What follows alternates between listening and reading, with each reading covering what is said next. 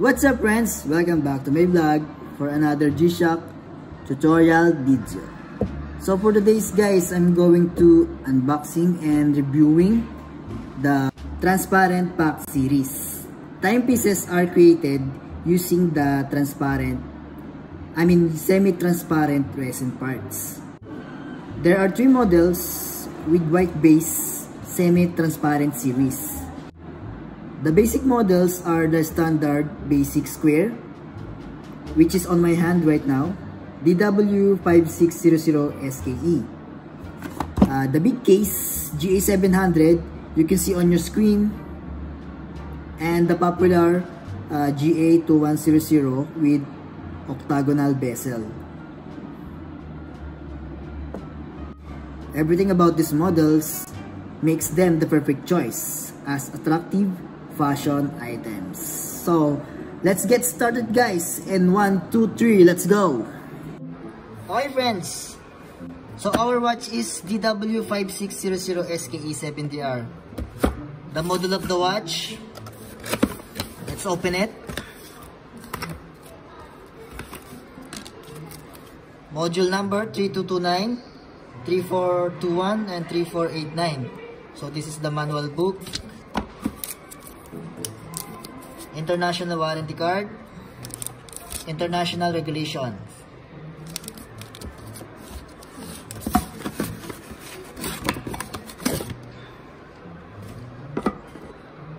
This is a canister can. Inside this canister, so it has a watch, of course, our G-Shock.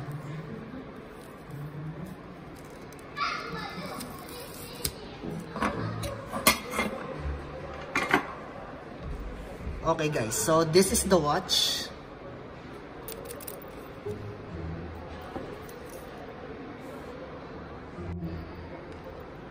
So look at the color of our watch. This is the transparent pack series. I really like the transparent or clear color. The band itself is an attractive for fashion. You can use for classical and sportswear. So the color of the screen is black, which is good combination for transparent.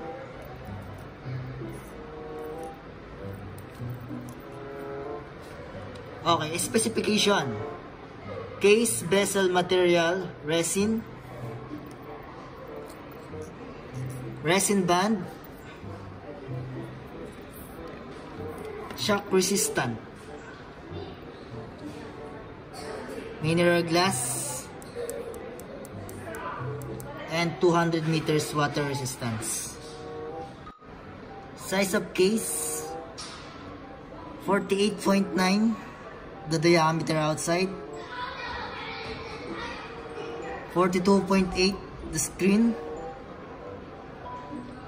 and 13.4 millimeters thickness. Total weight 53 grams. So other features you can see on your screen. Instead of loving her, to me,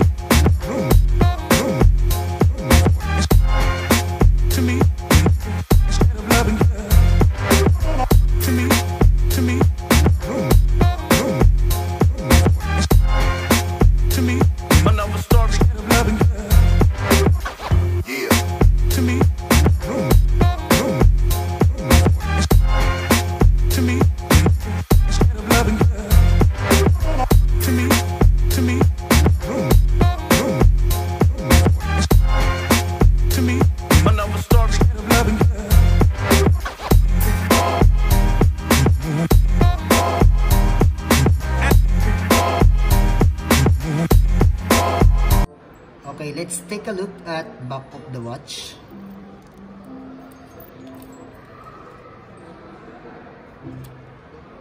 This is the case number or module number 3229. The model DW5600 SKE, stainless steel back, made in Thailand. Water resist 20 bar, 200 meters water resistant, shock resist, shock absorbing structure. So it has 4 screws.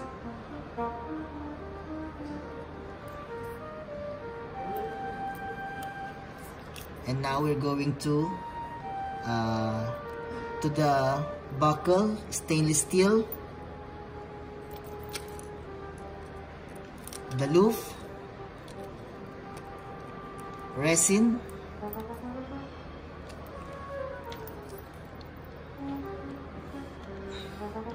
so this is the front of the watch, guys. Protection and G-Shock. So on the screen it has a day, month, and date. So normal timekeeping, hour, minute, and seconds. So this watch has 4 buttons. So these buttons from my left side is for adjust and mode, and here for my right side is start, stop, and light. So I will teach you every buttons, how is it works. So this is for adjusting the time. Okay, press this adjust button. Now you can see here on the screen the seconds is blinking. If you want to change the time, just press mode for going to hour. So now the hour is blinking. Press this start button for forward. Now it's 10 p.m. 10:22. Mode again for changing the minute. This is forward button, 22. Mode again for changing the year. The year exactly, the month is exactly, and the date is not exactly. Now it's only 14, so we have to change to 14. So this is forward button. Mode again. Now it's clear.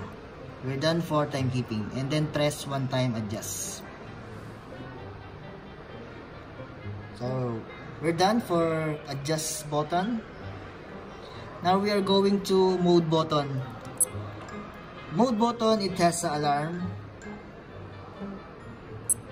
timer, and stopwatch.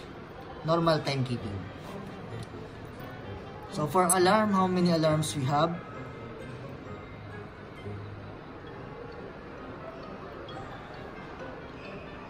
So it has, wait.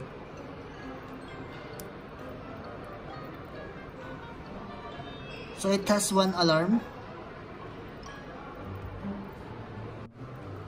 So guys, now our G-Shock for this model, it has 1 alarm. It is not the same for the other models. There are 4 alarms. So this watch now, it has 1 alarm. So how to set the alarm? Press adjust 1 time. Now the hour is blinking. For example, 3 in the morning. So mode, the year, the month, sorry. So now it's October. Mode again. For the date, 14.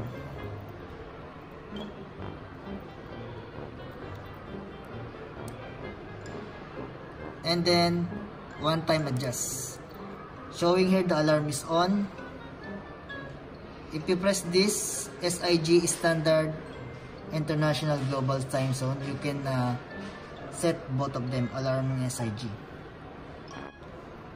Okay, we're done for alarm.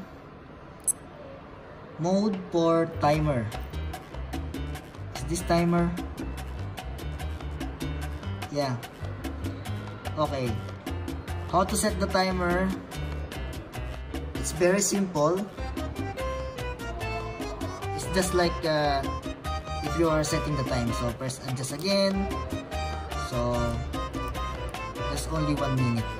Yeah. Oh, there's a seconds there. For example, 5 seconds. Now this we have to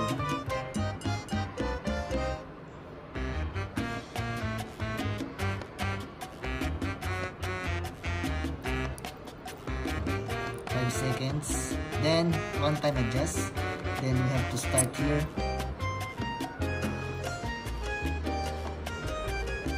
So that is timer, guys.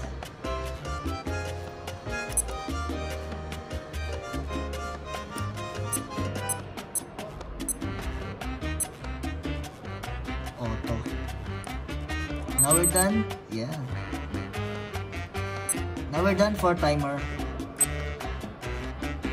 So this is normal timekeeping, alarm, timer, stopwatch.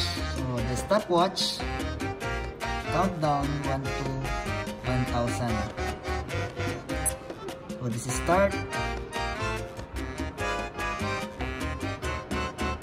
And then stop. We have to make it 0. I think this is, so this adjust button is the reset button. So stopwatch, we're done. Normal timekeeping. So the alarm and SIG is on. It has a day, month, and date. Normal timekeeping, hour, minute, and seconds. Okay. So this is light button. So we're done for 4 buttons. And we will try this watch on my wrist.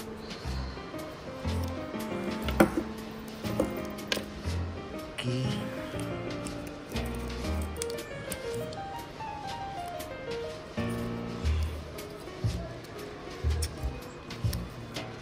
Okay, so this is the actual wear on my, I'm wearing now the DW transparent series.